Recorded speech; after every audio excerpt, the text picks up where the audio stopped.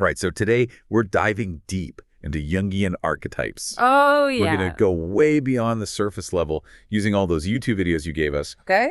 and some of that alchemy stuff to Yeah. help us really get a grip on how these archetypes impact us as human beings. Sounds good. We don't want to get lost in all the jargon, though. No. We really just want to uncover the core ideas and how this stuff actually plays out in our lives. Absolutely. So it's about recognizing these universal patterns Right. embedded deep within us. Yes. In what Jung called the collective unconscious. Mm-hmm. And these aren't just our own personal quirks. These are shared, timeless blueprints for human experience that span all cultures and all of history. Fascinating. Yeah. But to really understand how revolutionary that was, Mm-hmm. we have to go back to the beginning and look at where Jung started. Okay. And that was with Freud, right? He did. I know Jung initially was really into Freud's work, Yeah. especially all those ideas about repression and the id. Oh, absolutely. Yes. But somewhere along the line, their paths really diverged. They did. And Jung began to feel like Freud was overemphasizing sexuality. Right. As like the driving force Yes. in our psychology and missing this much larger, Yeah. more profound dimension. It's like he was missing a big piece of the puzzle. Right, exactly. Yeah. And that difference in thinking eventually just blew up their whole relationship, didn't it? It did. I think it was Jung's book, Symbols of Transformation, Yes. that caused that final rift between them. That was the turning point. Was it? Yeah, Jung's concept of a collective unconscious, Right. just brimming with all these powerful archetypes, really challenged Freud's focus on just the individual. And their friendship did dissolve, Right. but it paved the way for Jung to do his groundbreaking work. Wow, talk about a psychological clash of the titans. Oh, yeah. Okay, so let's dig into some of these archetypes. Okay. The shadow is one that always kind of grabs my attention. Yeah. So what is this hidden part of ourselves? Yeah. Think of it as the unconscious side of ourselves. Okay. Those traits, impulses, desires we deem unacceptable, often even to ourselves. Yeah. It's the part we try to hide, Right. but it can secretly drive our actions and even our relationships. So is it fair to say that by ignoring our shadow, Yeah. we kind of give it more power? Precisely. Yeah. Jung believed that until we actually acknowledge and integrate the shadow, it can really sabotage us. Oh, wow. He even said it causes people to stand in their own light and create their own misfortunes. That's a pretty sobering thought. Is. So how do we actually deal with this shadow? Well, It's not like we could just wish it away, right? no. Or pretend it's not there. Confrontation is key, Okay. but not acting on those shadow impulses, Right. but understanding their influence on our lives. Okay. It's about becoming more whole, not necessarily more good in a conventional sense. Okay. I like that. Yeah. All right, let's talk about the trickster archetype. Oh, yeah. This is where it gets really interesting for me. You see this figure popping up everywhere. Mythology, folklore, even modern stories. Yeah. What's the deal with this playful but disruptive energy? Well, the trickster is all about paradox. Okay. Playful yet disruptive. Yeah. It exists on the fringes of society, poking fun at rigid norms Right. and structures. Okay. Think of trickster spirits in folklore like the poltergeist, Oh, yes. causing a ruckus. Right. Or those classic trickster figures you see in myths and stories. Oh, yeah. Always kind of stirring the pot. Exactly. It's like they're reminding us not to take ourselves too seriously. That's a good point. Right. Yeah, the trickster urges us to loosen up, embrace the unexpected, Okay. and question the rules. I like that. In some ways, you could say that figures like shamans, Okay. they embody this archetype living on the edge of society, Right. but deeply connected to the spiritual. Yeah. And they challenge our assumptions about how the world works. They do. They really do. Yeah, So the trickster can manifest in a lot of different ways. definitely. From a harmless prankster to a powerful disruptor. Oh, yeah, for sure. It sounds like this archetype can teach us a lot about adaptability and challenging the status quo. Absolutely. Right. It's about recognizing the absurdity in life, Yeah. finding humor in the unexpected, and questioning those beliefs that we hold too tightly. I like that. Yeah. All right, let's move on to an archetype that I think a lot of people are really curious about. Okay. The anima. Yeah. It seems particularly alluring, especially with that connection to the concept of soul. What's the deal with this one? Well, the anima is essentially the feminine archetype within the male psyche. Okay. The unconscious feminine side that every man carries. Okay. It's often first projected onto the mother figure early in life. So it's not about literal gender. Right. It's more about these deeper symbolic Yes. masculine and feminine energies within all of us. Exactly as a man matures, Okay. that anima image evolves Uh-huh. and can deeply influence his relationships with women. Oh, wow. Jung even wrote that the anima makes us believe incredible things that life may be lived. Wow. That's potent. It is. It really sounds like the anima is a powerful force Yeah. in shaping our desires Yeah. and even our search for meaning. It certainly is. Wow. Jung even connected it to Schopenhauer's ideas Okay. about the feminine principle Mm. and the will to live itself. Wow. It compels us to engage with life, Okay. to experience it fully, Mm-hmm. both the joy and the sorrow. That makes me think about how men often project their anima onto romantic partners, Right? seeking those qualities that they haven't quite integrated within themselves yet. They do. So could that be a source of both, like intense attraction Yes. and conflict in relationships? It can be both. Yeah. That's a very astute observation. Yeah. Jung argued that a man's love life often reveals the influence of his anima. Understanding this archetype can definitely offer a new level of awareness Yeah. in navigating those relationships. It seems like there's so much more to unpack with the anima. There is. But I'm also aware that there are all these other key archetypes Yeah, at play in our unconscious. they are. What about these other figures, like the child, the wise old man, and the self? Well, each one represents a different set of qualities Okay. and potential within us. Uh-huh. Think of them as a cast of characters Okay. within our inner world, all influencing our personality and our life journey. So let's break those down a bit. What Yeah. can you tell us about these other archetypes? Okay, well, the child, for example, Yeah. embodies potential innocence, Mm-hmm. that sense of wonder we associate with childhood. Okay. But it can also represent clinging to those childhood patterns, Uh-huh. a reluctance to fully step into adulthood and responsibility. So kind of like that Peter Pan syndrome. Exactly. Forever refusing to grow up. Right. Okay. Then we have the wise old man. Okay. Embodying knowledge, wisdom, Right. that guiding force. Okay. He often shows up in dreams as a mentor figure. Yeah. Think Gandalf from The Lord of the Rings, Uh, that archetype in action. right. Jung even saw Zarathustra as Nietzsche's wise old man, Okay. a source of profound insight. So the wise old man is kind of like our internal compass, It is. nudging us towards self-discovery and deeper understanding. Yeah. And what about the self? Where does that one fit in? The self is the ultimate archetype Okay. of wholeness, the Mhm. striving for integration and balance within us. Okay. It's the goal of what Jung called individuation, Mhm. becoming who we truly are. It's like this incredible lifelong process Yeah. of bringing all these different archetypal energies Yes. into harmony. Precisely, the self is that drive toward completeness, Ah. the conductor of our internal orchestra. Okay. It's the archetype that pushes us to become our most authentic selves. I like that. Yeah. Now, I know you've mentioned Jung's Red Book, Yes. this mysterious personal record Yeah, of his own inner exploration. it is. What's the story behind this book? Well, the Red Book is a fascinating document. Yeah. It's a record of Jung grappling with his own unconscious Uh-huh. during a tumultuous period in his life. Okay. And he kept it private for decades. He did. It was only published posthumously. Wow. Yeah. So was this like his own personal shadow work? In a way, yes. Okay. Jung described it as elaborating what had burst forth from the unconscious, Wow. a process that deeply challenged and transformed him. Interesting. It began with personal journals that he called black books, Okay. which he later meticulously refined into the Red Book. Oh, wow. That's Yeah. amazing that we even have access to that. It is. Such a personal journey from one of the greatest minds in psychology. It is pretty incredible. All right, now for a question that might seem a little out of left field, Okay. what's the deal with alchemy? I know it's that ancient practice of trying to transmute metals into gold, but how does that tie into Jungian psychology? It might seem like a stretch, Yeah.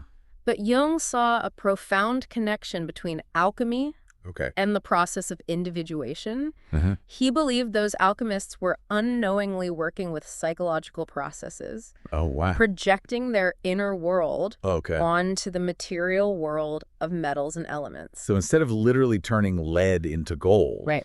they were actually striving for some kind of personal transformation. That's precisely what Jung argued. Wow. He saw alchemy as a symbolic representation of the individuation process.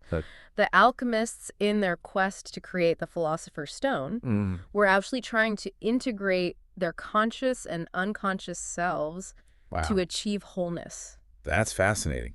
It is. It really seems like alchemy offers a whole new lens It does. for understanding that Jungian journey of self-discovery. It does, and Jung was particularly fascinated by the alchemical concept of the unus mundus. Okay. This idea of an underlying unity to all things. So it's like this cosmic web connecting everything in existence. Yes. And we as individuals are all part of that interconnected tapestry. Exactly.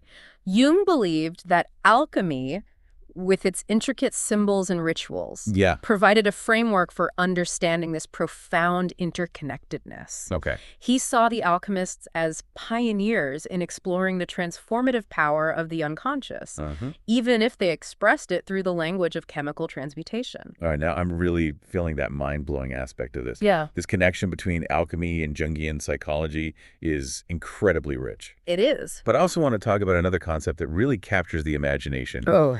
Synchronicity. Oh, yeah. What is it about this idea that fascinates people so much? Well, synchronicity is truly a captivating concept. Okay. Jung defined it as meaningful coincidences, occurrences that seem to defy rational explanation, but carry a profound sense of significance. It's like the universe is speaking to us through these unexpected events, offering guidance or insights. So it's not just about dismissing those uncanny coincidences. No. It's about recognizing that there might be something more at play. Precisely. Okay. Jung argued that synchronicity points to an underlying interconnectedness between our psyche and the material world. Okay. These meaningful coincidences offer glimpses into a deeper order, a realm where our usual understanding of cause and effect kind of breaks down. That's a pretty radical idea. It is. It makes you wonder if we're missing all sorts of messages and meaning woven into the fabric of our everyday lives. It certainly does. Jung believed that synchronicity challenged our conventional view of reality, suggesting that there's more to the universe than meets the eye. Now, that's a tantalizing thought. It is. I know Jung himself experienced many instances of synchronicity. He did. Throughout his life. Yeah.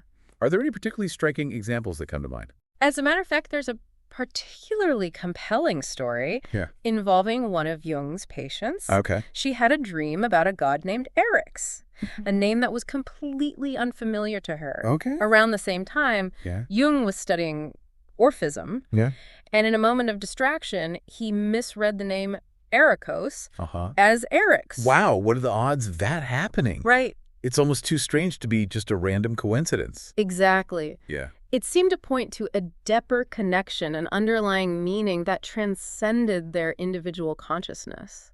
It's like there's a hidden dialogue between the inner world of our minds and the outer world of events. Yes. The subtle interplay that we might miss if we're not really paying attention. Precisely. Jung saw synchronicity as a reminder that we're all part of a larger web of meaning, a cosmic dance that we don't always understand, but one we can learn to appreciate and participate in.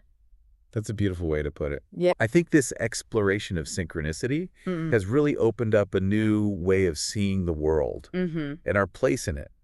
Jung believed that synchronicity invited us to recognize that there might be other principles at play, principles beyond our current grasp that connect us to a greater reality. That's a really intriguing thought. It is. Now let's shift gears a bit and delve into another key aspect of Jungian psychology. Okay. The individuation process. Yeah. You touched on this a little bit earlier. Yes. But I'd love to hear more about what this journey actually entails. Well, the individuation process is really at the heart of Jung's work. Okay. It's the journey of becoming who we truly are, of integrating our conscious and unconscious selves to achieve wholeness. So it's not about striving for some external ideal of perfection. No. It's more about Embracing our unique individuality. Right. All those messy, complex parts of ourselves. Exactly. Jung believed that we each have a unique path to follow, a path that involves confronting our shadow, integrating our anima or animus, and ultimately connecting with the self, the archetype of wholeness. It sounds like a challenging, but ultimately incredibly rewarding journey. It can be both. Yeah. Yeah. Are there any particular milestones or stages along this path? Well, Jung didn't prescribe a rigid set of stages. Okay. Because he saw it as a very individual process. Right. But he did identify some common tasks that often arise along the way. What are some of those tasks? Well, as we discussed earlier, confronting the shadow is often one of the first tasks. Yeah. It involves recognizing and acknowledging those aspects of ourselves that we've repressed or denied, those parts of our personality that we might find embarrassing or unacceptable. So it's about shining a light on those hidden parts of ourselves, rather than just pretending they don't exist? Exactly. Jung believed the shadow holds a lot of energy, and integrating it can lead to greater self-awareness and personal power. It's not about condoning those shadow aspects, but about understanding their influence and finding a way to integrate them into a more whole self. Okay, that makes sense. Yeah. What happens after we confront the shadow? Well, what's the next step in this individuation process? Another important task is integrating the anima or animus, the feminine or masculine archetype within our psyche. For men, this often involves developing a deeper understanding and appreciation of their feminine side, while for women, it's about integrating their masculine qualities. So it's not about conforming to those rigid gender roles.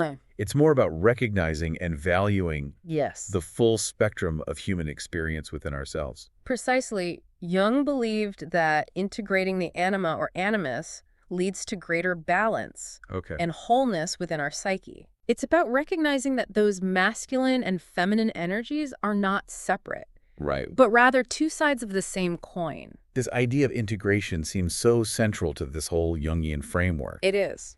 But what about the self? Yes. How does that figure into the individuation process? Well, the self is the ultimate archetype of wholeness and unity.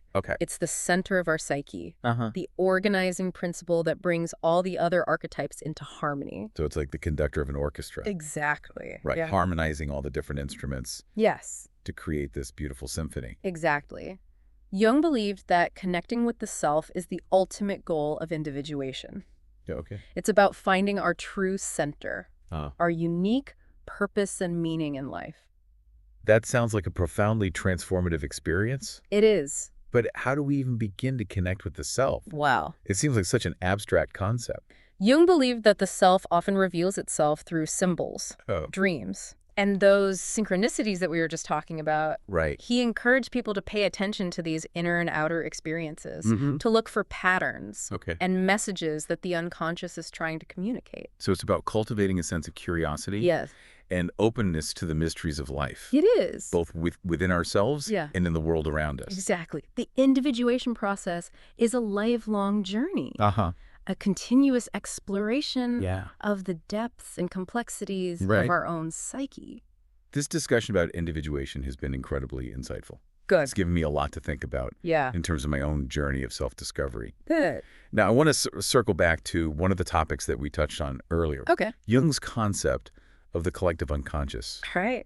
It's such a fascinating idea, and I think it has profound implications. It does. For how we understand ourselves as human beings. Yeah, the collective unconscious is definitely one of the most intriguing and impactful ideas that Jung introduced. It really is. It's essentially this shared reservoir of images, symbols, and archetypes that transcends individual cultures and time periods. So it's like this vast universal library of human experience containing the accumulated wisdom and knowledge of our ancestors. Exactly. Jung believed the collective unconscious is the source of our deepest instincts and intuitions. It connects us to the larger patterns and rhythms of life, those universal themes that have resonated throughout human history. That's a powerful idea. It is. It really challenges that modern emphasis on individuality and separateness. It does. It suggests that we're all part of something much larger than ourselves. We are? This web of interconnectedness that extends beyond space and time. Precisely. Jung believed that recognizing the collective unconscious could help us overcome our sense of isolation and connect to a deeper sense of meaning and purpose. So it's not about denying our individuality? Right. It's about recognizing that our individual journeys are also part of a larger collective narrative. Yes. It's like each of us is a unique expression of the human experience, but we're also all connected through this shared unconscious. Exactly. Jung believed this connection to the collective unconscious Yeah. is what gives our lives meaning and purpose. It does. Wow. It connects us to something greater than ourselves, to the timeless wisdom and creativity of the human spirit. This conversation has been so enlightening. Good. I feel like I've gained a much deeper understanding and appreciation for the depth and complexity of Jungian psychology. Good. I'm glad. Now, as we wrap up this first part of our deep dive, I want to leave our listener with a final thought-provoking question. Okay, that's good. So, if we accept this idea of a collective unconscious, what are the implications for how we understand humanity's shared challenges and possibilities? Does this concept offer a path towards greater understanding, empathy, and collaboration? That's an excellent question. And it's one I hope our listener will really contemplate. It invites us to consider the interconnectedness of our lives, to recognize that our individual actions and choices have ripple effects that extend far beyond our immediate sphere of influence. And perhaps by acknowledging our shared humanity, our common roots in this collective unconscious, we can begin to bridge the divides that separate us and work together to create a more just and compassionate world. It certainly does raise those questions about our interconnectedness. And imagine this collective unconscious, this reservoir of archetypes. It could be influencing our responses to global issues, our potential for conflict and cooperation. It's almost like we're all tapping into the same source of energy. Both for good and for ill. Which makes me wonder if Jung saw this potential for both wisdom and danger in the collective unconscious. How did he think we could navigate that? He believed that understanding these archetypes, these deep-seated patterns in the human psyche, could help us to make more conscious choices. It's about becoming aware of that shadow side of human nature. Not to be overwhelmed by it, but to find a way to balance those impulses with our conscious intentions. So in a way, it's about becoming more psychologically literate. I think so. More aware of the forces at play within ourselves and in the world around us. Precisely. Jung saw psychology as playing a vital role in helping humanity face the complexities of modern life. It's not just about personal therapy. It's about applying these insights to address social and political issues as well. So using this understanding of the human psyche to bridge that gap between our inner world and the outer world of society and culture. That's a really compelling idea. It is. Jung believed psychology could help us to understand the root causes of conflict, to foster empathy and understanding between individuals and groups. So imagine a world where we could actually recognize these archetypal patterns playing out on a global scale. Might it help us to find new solutions? It's a possibility. That's a powerful vision. It is. And I think it resonates with a lot of people who are seeking ways to create a more just and sustainable world. I agree. It's like we need to tap into this collective wisdom to navigate the challenges that lie ahead. Absolutely. Now, shifting back to a more individual level, I'm curious to hear more about your thoughts on the individuation process. We've talked about the shadow, the anima, the self. It's a lot to integrate. It is. It really feels like this lifelong process, this peeling back the layers of ourselves. It is. Confronting the parts we've hidden away and trying to make sense of it all. But there's something really compelling about the striving for wholeness, for becoming who we truly are. It's a journey that requires courage and a willingness to look inward. It's not always comfortable, but it can lead to a profound sense of freedom and authenticity. What resonates most with you about this concept of individuation? I think it's that recognition that we're not static beings. We're always evolving Yeah. integrating new experiences, and trying to make sense of who we are in the world. Absolutely. And it's not a solitary pursuit. Yeah. We're doing this within the context of relationships, communities, and this larger collective unconscious. Yeah. It's like this intricate dance between our individual and collective selves. Beautifully put. And it's within that dance that we discover our unique purpose, our contribution to the world. Jung believed that each individual's journey of individuation ultimately serves the evolution of humanity as a whole. It's like each of us is a piece of the puzzle. Yes. And by becoming more whole ourselves, we contribute to the completion of the larger picture. Exactly. Yeah. It's a beautiful and empowering perspective, isn't it? It really is. Now, thinking back to those alchemists and their quest for the Philosopher's Stone, do you see any parallels with our modern search for meaning and purpose?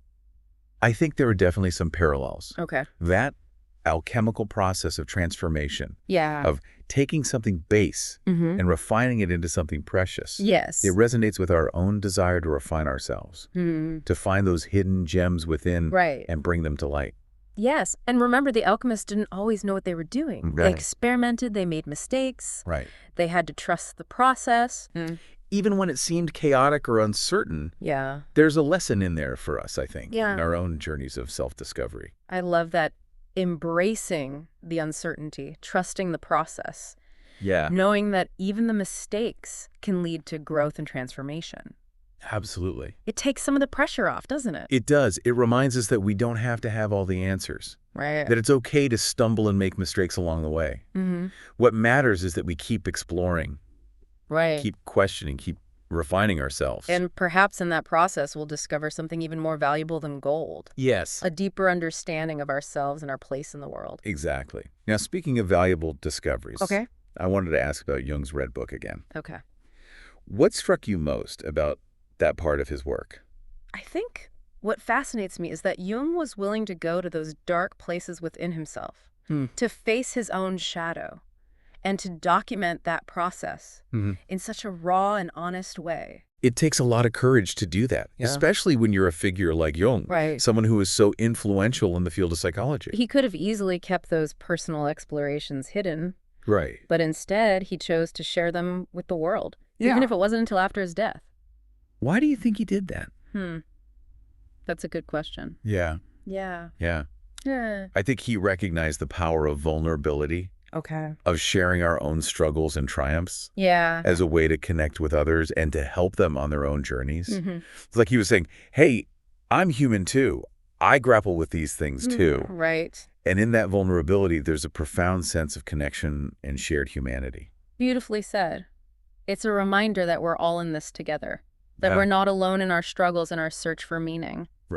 Jung's Red Book is a testament to the power of confronting our own darkness, of embracing the fullness of our human experience, and finding beauty and meaning even in the most unexpected places. It's a powerful message. It is. And it speaks to the transformative potential that exists within each of us. It's like we all have our own Red Book waiting to be written, our own story of self-discovery and individuation. That's a wonderful way to put it. And that journey of self-discovery, it's constantly unfolding. It's not a destination, but a process, a dance that we engage in throughout our lives. It's a dance that can be both challenging and exhilarating. It can. Full of unexpected twists and turns. But ultimately, it's a dance that leads us closer to ourselves, to our truth, and to our unique purpose in the world. Beautifully said. Now, I'm curious to hear your thoughts on synchronicity. Okay. What continues to intrigue you about this concept? I think it's the mystery of it all. That sense that there's something more at play than we can fully grasp. It's those moments when the universe seems to wink at you. Those uncanny coincidences that leave you wondering if there's some hidden meaning or message behind them. It certainly invites a sense of wonder and possibility. It does. What do you think Jung would say about our fascination with synchronicity? I think he'd encourage us to pay attention to those moments, to trust our intuition, and to be open to the idea that there might be forces at work beyond our conscious awareness. I don't think he'd want us to get too caught up in trying to analyze or explain everything, but rather to embrace the mystery and allow it to guide us. I think that's a wonderful perspective. Yeah. It's about finding that balance Right. between curiosity and surrender, between seeking understanding and embracing the unknown. It's a reminder that we're part of something larger than ourselves. Right. This interconnected web of meaning and experience Yes. that we're only beginning to understand. It's a humbling and empowering thought, isn't it? It really is. It suggests that even in our most ordinary moments, we're participating in something extraordinary. Absolutely. Yeah. Now, I want to shift gears a bit and talk about the concept of the collective shadow. Okay. I know we've talked about the personal shadow. Yes. But what about this idea of a shared shadow that exists on a societal level? It's a powerful and often unsettling concept. Right. Just as individuals have those repressed aspects of themselves, so too do societies. Right. The collective shadow is comprised of those collective fears, prejudices, and destructive impulses that we often try to deny or project onto others. So it's like those societal blind spots. Yes. Those patterns of behavior that we perpetuate. Yeah. Even when they cause harm. It's the unspoken, the unacknowledged, the things we'd rather not face about ourselves as a collective. Exactly. And just as confronting our personal shadow is essential for individual growth, so too is recognizing the collective shadow necessary for societal evolution. But how do we even begin to address something so pervasive and often unconscious? It starts with awareness. Okay. With a willingness to look at those uncomfortable truths about our history, our systems, and our own biases. Okay. It's about having honest conversations, about listening to diverse perspectives, and challenging those ingrained patterns of thinking and behavior that perpetuate harm. It sounds like a daunting task. It can be. Especially in a world that often feels increasingly polarized and divided. It's definitely not easy. Right. But Jung believed that recognizing the collective shadow was essential if we wanted to create a more just and compassionate world. Okay. He saw it as a necessary step in the evolution of human consciousness. So it's not about blaming or shaming, but rather about acknowledging those shadow aspects and finding a way to integrate them into a more whole and healthy society. Precisely. Right. It's about recognizing that we're all part of this collective story, both the light and the shadow. And by facing those difficult truths, we can begin to create a more conscious and compassionate future. It's a powerful message. It is. And it speaks to the importance of individual responsibility in contributing to that collective healing. Absolutely. Each of us has a role to play in this process of confronting and integrating the shadow, both personally and collectively. Okay. And it's through that process of confronting and integrating that we create the possibility for transformation and growth. That's a really hopeful thought. It is. Now I want to shift gears a bit and talk about the concept of archetypal energy. Okay. What can you tell us about how these archetypes actually influence our lives? Think of archetypes as these powerful, energetic blueprints that shape our perceptions, motivations, and behaviors. They're not static entities, but rather dynamic forces that interact with our personal experiences and shape our understanding of the world. So it's not like we're puppets controlled by these archetypes, but rather they provide a framework or a lens through which we experience life. And that lens can be both empowering and limiting, depending on how we engage with it. Recognizing the influence of archetypes can help us to understand our own patterns and motivations to make more conscious choices and to break free from limiting beliefs and behaviors. So it's about becoming aware of those archetypal energies at play within us and learning to work with them. Yes. Rather than being unconsciously driven by them. Precisely. It's about finding a balance between honoring those archetypal energies and expressing our own unique individuality. This idea of balance seems to be a recurring theme in Jungian psychology. It is. Right? It's about finding that sweet spot between the opposites. Yes. Right? Between the light and the shadow, the masculine and the feminine. Yes. The conscious and the unconscious. Absolutely. Jung believed that true wholeness comes from embracing the totality of our being, including those parts of ourselves that we might find uncomfortable or challenging. Yeah. It's about finding a way to hold the tension of the opposites. And to create a synthesis that honors the fullness of our human experience. That's a beautiful concept. It is. And it speaks to the transformative potential Right. that exists when we're willing to embrace the complexity of ourselves and the world around us. It certainly does. It's a reminder that life is not about striving for perfection, but rather about embracing the messy, imperfect, and ultimately beautiful journey of becoming who we truly are. I love that. Now, I know we've touched on this briefly before, Okay. but I'd like to delve a bit deeper into the concept of the self. Right. You mentioned that it's the archetype of wholeness. Yes. But what else can you tell us about this central archetype in Jungian psychology? Well, the self is like the guiding star of our individuation process, that magnetic north that pulls us towards our true nature. Okay. Represents our potential for wholeness, for integrating all the different aspects of ourselves into a harmonious and balanced whole. It sounds almost mystical. Yeah. This idea of a unifying force within us that guides us towards our destiny.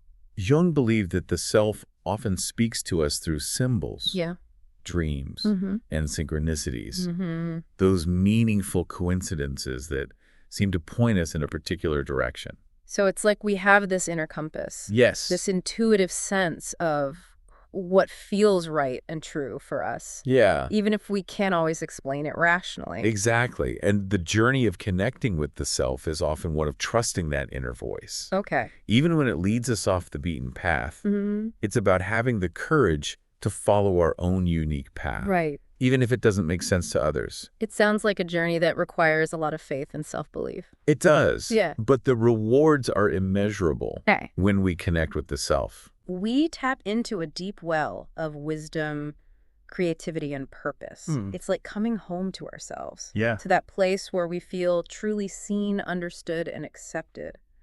That's a beautiful image. It is. And it speaks to the transformative power of this journey of individuation. It certainly does. Now, I know we've been talking a lot about the individual journey. Right.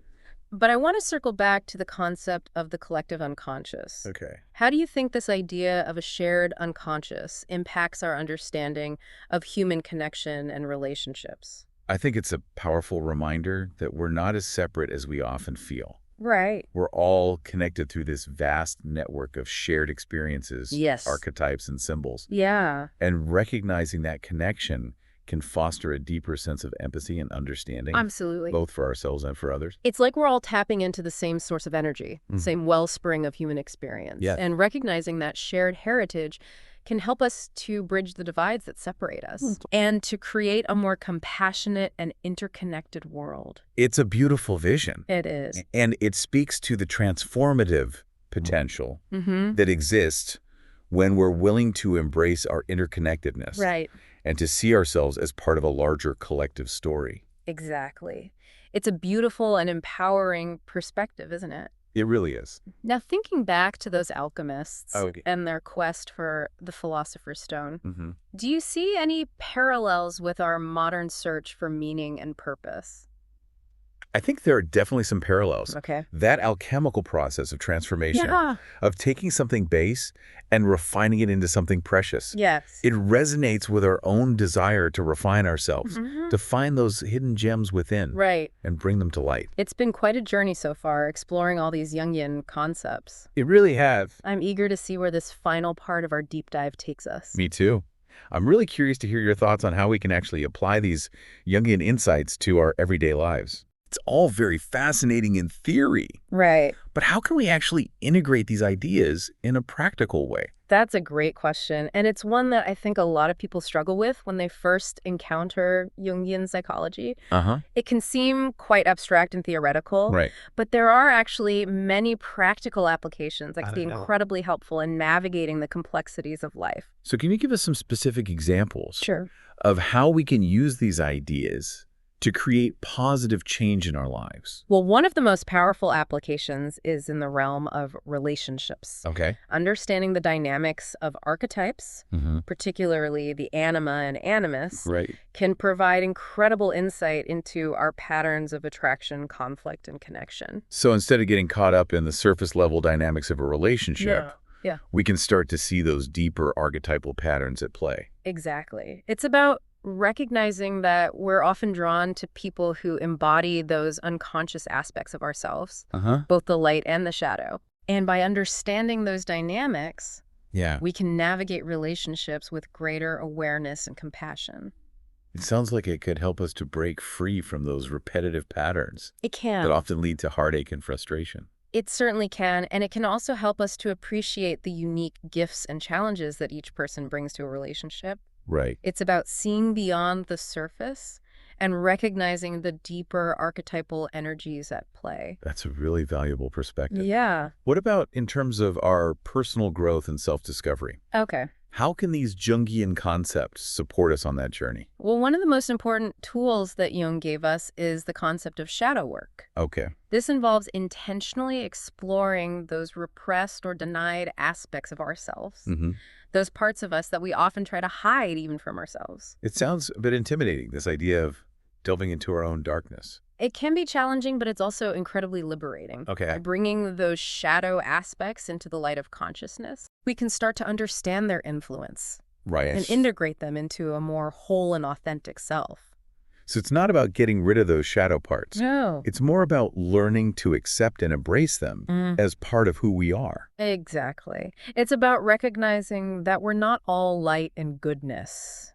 We Yeah. all have those darker impulses, Right. those less than desirable qualities. Yeah. And by acknowledging them, Okay. we can start to manage them more effectively and prevent them from unconsciously running our lives. So it sounds like a process of befriending those parts of ourselves Yeah. that we've often judged or rejected. That's a great way to put it. It's about cultivating a sense of compassion and acceptance for all parts of ourselves, Okay. even the messy and imperfect ones. Yeah. And through that process of integration, we create the possibility for greater wholeness and authenticity. What about in terms of finding our purpose and meaning in life? Okay. How can these Jungian concepts guide us in that search? Well, Jung believed that each of us has a unique calling, Okay. a purpose that's woven into the fabric of our being. And he saw the process of individuation as the journey of discovering and living that purpose. So it's not necessarily about finding some grand external purpose. Right. It's more about aligning ourselves with our own inner truth. Yes. And living a life that feels authentic and meaningful. Exactly. It's about listening to those whispers of the soul, paying attention to those things that light us up and bring us joy. It's about following our curiosity and exploring those paths that feel aligned with our deepest values and aspirations. It sounds like a process of continual exploration and discovery. It is. Rather than some fixed destination. It certainly is. And it's a journey that requires courage, self-belief, and a willingness to trust the unfolding of our own unique path. Right. It's about embracing the unknown and stepping into the fullness of who we are meant to be. That's a beautiful and inspiring message. Thank you. Now, I want to touch on one more concept that we've talked about throughout this deep dive, the idea of synchronicity. Right? How can we cultivate a greater awareness of those meaningful coincidences in our lives? It starts with paying attention. Okay. It's about noticing those moments when the universe seems to be speaking to us through unexpected events, encounters, or insights. Right. It's about trusting our intuition and recognizing those patterns and connections that might not be immediately apparent. So it's about cultivating a sense of openness and curiosity, Yeah. of looking for those deeper layers of meaning that might be hidden beneath the surface of everyday life. Exactly. It's about shifting our perspective from a purely rational cause and effect view of the world to a more holistic understanding that embraces the interconnectedness of all things. And perhaps by opening ourselves to those synchronicities, we can tap into a greater sense of purpose and guidance, Yeah. a feeling that we're part of something larger than ourselves. It's a beautiful possibility, and it speaks to the transformative power of shifting our awareness and embracing those moments when the universe seems to be conspiring to guide us on our path. This deep dive into Jungian psychology has been an incredible journey. Good. I feel like I've gained a whole new understanding of myself and the world around me. I'm glad to hear that. But I also know that this is just the beginning. There's so much more to explore and discover within this rich and complex framework. Jungian psychology is like a vast ocean, full of hidden depths and treasures waiting to be discovered. Right. And the beauty of it is that it's a journey that we can embark on at any point in our lives. And it's a journey that's ultimately about connecting with our own inner wisdom. Yes. Our own unique expression of the human experience. It is. It's about becoming more whole, more authentic, and more aligned with our true purpose. It's a beautiful and empowering journey, and I encourage our listener to continue exploring these concepts, to delve deeper into the mysteries of the psyche, and to discover the transformative power that lies within each of us. So to our listener, thank you for joining us on this deep dive into the world of Jungian archetypes. Yes, thank you. You hope this exploration has sparked your curiosity and inspired you to continue your own journey of self-discovery. Yeah. Remember, the unconscious is a vast and mysterious realm. It is. And there's always more to uncover. Absolutely. Keep exploring, keep questioning, and keep diving deeper into the depths of your own being. Yes. Until next time, happy exploring